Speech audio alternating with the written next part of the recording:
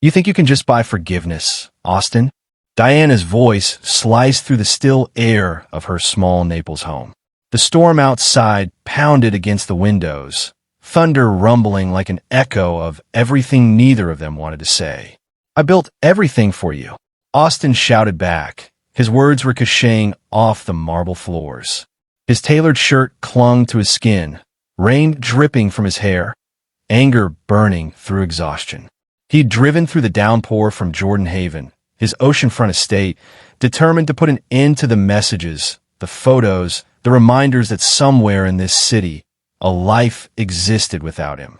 Welcome back, fams. Here's another interesting story for you. Before we jump on it, let's build this community together. Like, subscribe, and share to your loved ones to make it go viral. Now let's jump on it. Then it happened. From behind Diana's trembling shoulder came a tiny sound. Fragile. Pure. Dada. The single word cut through the argument like lightning through glass. Austin froze. His throat closed, the rest of his fury collapsing inward. He turned toward the voice, and there, standing on unsteady legs, was Leo, his 1-year-old son, staring up at him with wide, curious eyes. Time slowed. The thunder outside faded until all Austin could hear was the soft, questioning tone of that word. Dada. Not daddy, not father. Just a simple, instinctive syllable from a child who didn't even know who he was speaking to. Diana's expression softened, though her eyes glistened with tears. He learned that word without you, she whispered. Austin's chest ached, the weight of every decision pressing in all at once. The nights he'd buried himself in blueprints, the mornings he'd ignored her calls, the day he'd walked away. The king of Florida real estate, the man who could buy whole city blocks, stood silent before a child who only wanted a father. Outside, the storm raged on. Inside, Austin Jordan's empire began to crumble, one word at a time. Outside, the storm raged on. Inside, Austin Jordan's empire began to crumble, one word at a time. By the time he reached Jordan Haven, the rain had slowed to a mist that clung to the glass walls of his oceanfront mansion. The house lit itself as he entered, motion sensors blinking to life in every empty room. Marble, chrome, silence. No warmth, no laughter, just the hum of a refrigerator and the steady pulse of the Gulf outside. He loosened his tie and walked into the living room, where a 90-inch television looped through news segments he'd been trying to ignore all week. Jordan Properties under federal review after new allegations of zoning fraud. Shareholders demanding answers. He turned up the volume, as if the noise might drown out Diana's voice still echoing in his head. He learned that word without you. Austin poured a glass of bourbon, the amber liquid trembling slightly in his hand. The storm clouds outside reflected in the floor-to-ceiling windows, turning his own reflection into something ghostly, half man, half myth. A framed photo sat on the shelf beside his architectural models. Diana, pregnant, smiling. He picked it up, remembered that night, the night he'd walked out. She'd been 7 months along, barefoot, standing in the doorway, asking him to stay. He told her he had a deal to close. She told him he was about to lose more than money. Now, years later, he finally understood what she meant. Maybe we all build our towers too high. The thought came quietly, just to prove we're not afraid of falling. If you've ever watched someone's pride collapse like this, hold on. This story might be yours too. Austin's phone buzzed across the counter. One message. One name. Mark Halpern. We need to talk. Mark Halpern's name glowed on the phone screen again before Austin could take another drink. He almost ignored it, but something in his gut said not to. Mark, he answered, voice flat. Good. You picked up, Mark said low and hurried. We've got a problem. The SEC's sniffing around the Naples expansion. Somebody tipped them about the zoning deals. Austin frowned. That's handled. Everything was signed off. Maybe it was, Mark replied, but someone's leaking documents. They're saying you bribed city officials for waterfront rights. Austin's pulse quickened. His name on headlines was one thing. His company under investigation was another. Find out who's talking. I want it shut down before it spreads. I'm trying, Mark said, but you need to keep your profile clean. No emotional distractions. Not right now. The warning stung. He didn't have to say what emotional distractions meant. Diana, the baby, the photos. By the time the call ended, Austin's anger had already found its next target. He opened his laptop and stared at the picture Diana had posted earlier that day. A simple shot of Leo holding a seashell, sunlight in his hair, the ocean behind him. The post had thousands of likes. To everyone else, it looked innocent. To Austin, it looked dangerous. One more opportunity for the press to circle. Meanwhile, across town, Diana crouched near Naples Pier, camera pressed to her eye. She photographed a laughing couple, their child chasing gulls across the wet sand. She'd built a life there, quiet, independent, her photography business thriving. But even as she smiled through the viewfinder, something unsettled her. A storm was gathering again. Not in the sky, but in the spaces between her and the man she thought she'd left behind. And Austin Jordan was driving straight toward it. Diana didn't hear the car until it was too late. The low growl of the engine, the crunch of tires on gravel, then silence. She wiped her hands on a towel and looked out the window. The sleek black Mercedes idling in her driveway didn't belong in this quiet Naples neighborhood. Austin Jordan stepped out, raincoat still damp from the earlier storm. He looked out of place among the pastel cottages and palm trees, like a storm cloud had wandered into the sun. When she opened the door, her voice was calm but wary. "You could have called. Would you have answered?" he said. Behind her, the faint sound of laughter echoed through the cottage. Then Leo appeared from the hallway, wobbling on unsteady legs, a toy car clutched in his hand. His face lit up the moment he saw Austin. "Dad." Austin froze. That word again, soft, trusting, undeserved. He crouched as the little boy toddled toward him, bumping into his knees before clinging to his pant leg. Diana's breath caught, but she didn't stop him. The cottage was small but warm.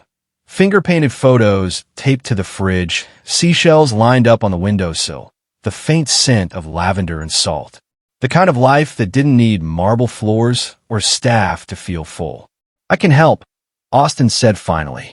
"Whatever you need. Money. A bigger house. A car." Diana shook her head. "We're fine, Austin. We've been fine." The quiet that followed wasn't angry, just heavy. He looked around the room again, at the pieces of her world he didn't belong to. When he left, Leo was still watching from the window, his small hand pressed against the glass. Austin turned back once, caught the reflection of his son's face, and felt something shift. Then his phone buzzed. "Mark Halpern, we need to talk. Now." Austin stared at the documents spread across his desk, the soft glow of his laptop casting long shadows across the room. Lines of transactions, shell companies, and unfamiliar signatures filled the screen. His name, Jordan, appeared again and again beside wire transfers to offshore accounts he'd never authorized. At first, he thought it was a mistake. But as he followed the trail deeper, a chill crept through him. Every false signature led back to one person. Mark Halpern, his CFO, his closest friend. The phone rang. Mark's voice was sharp, defensive. "I know what you found. Don't be stupid, Austin. If you talk, you'll go down too. Half those deals have your name on them." "You forged my name."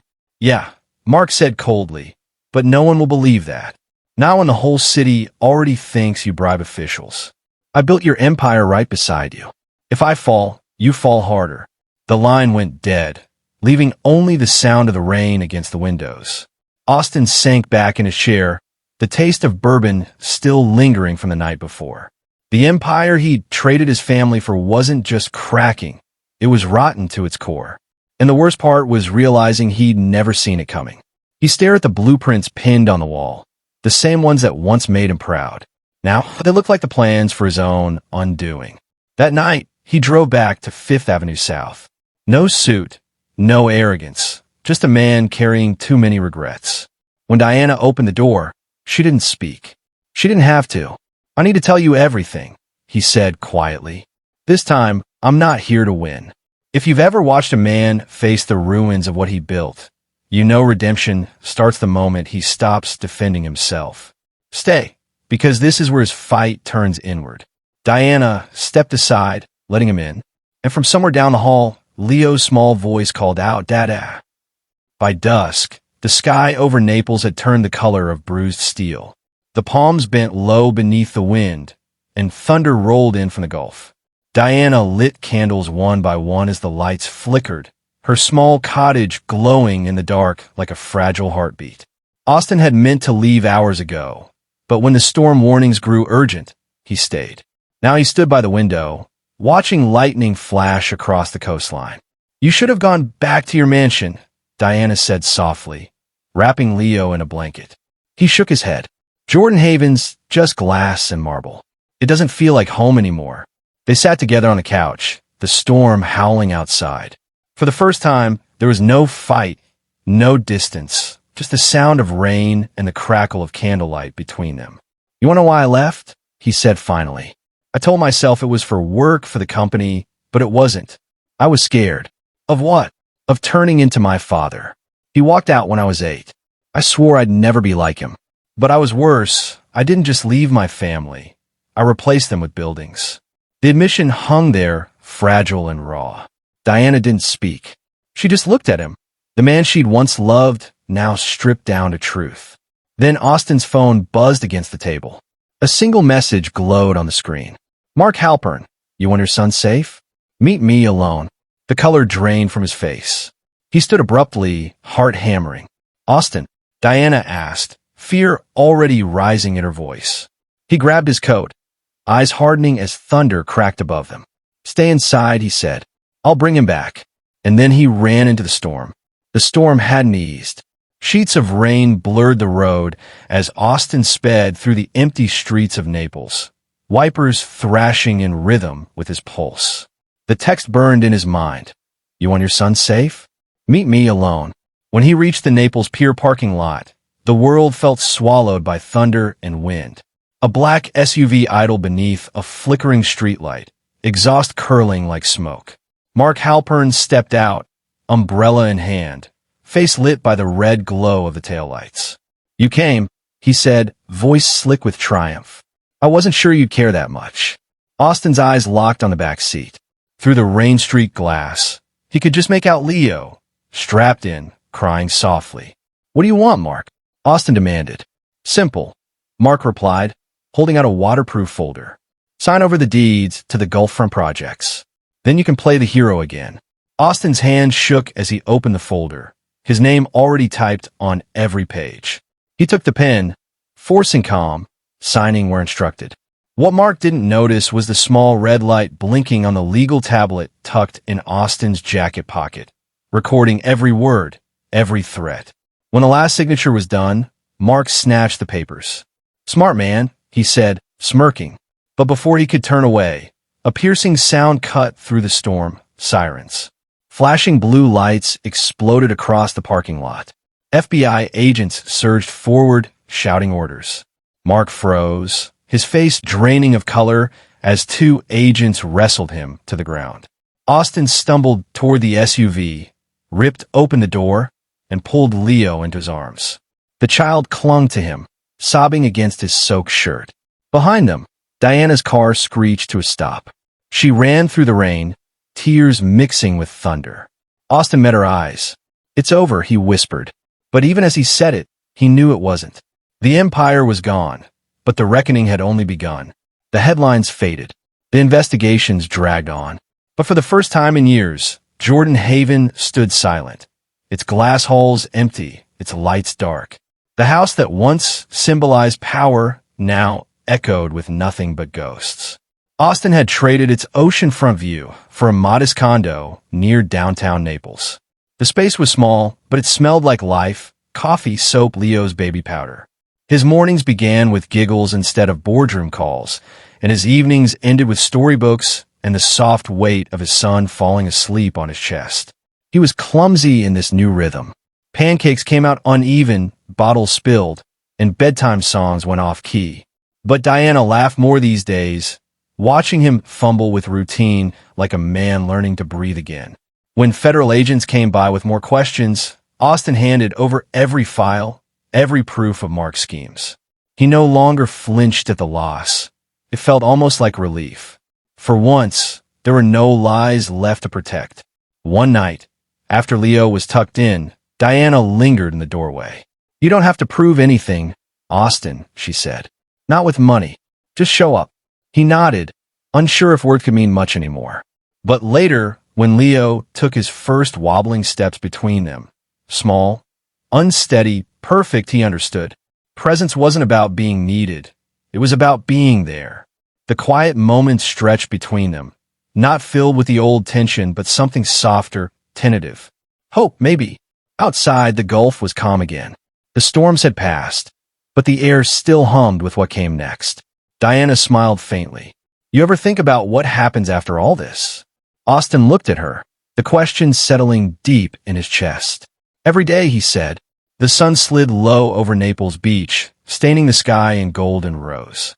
Austin knelt beside Leo in the damp sand, their hands shaping turrets and walls that crumbled each time a wave reached too far.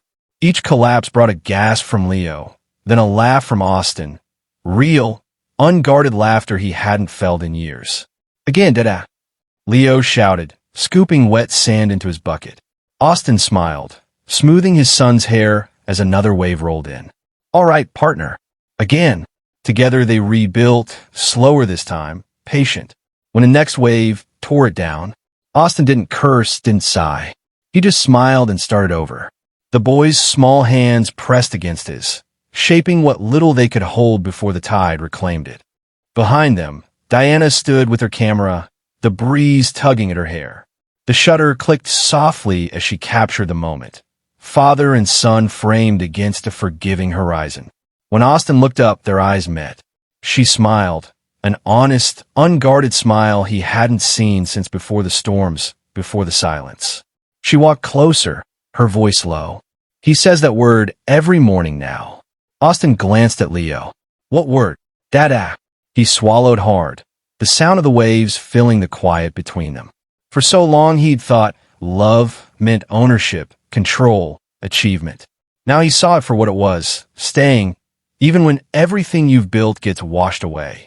They stood together, watching Leo stomp joyfully through the tide. The sun slipped beneath the horizon, leaving the world bathed in soft light. If this story touched something in you, if you've ever wished for one more chance to make it right, don't just move on. Stay. Listen. Let the next story remind you what forgiveness can build. The tide rose again, washing over the sandcastle. Austin laughed, and this time, the sound didn't break, it carried. Thank you for staying to the very end. Subscribe to get more of our interesting stories. Like and share to make it go viral.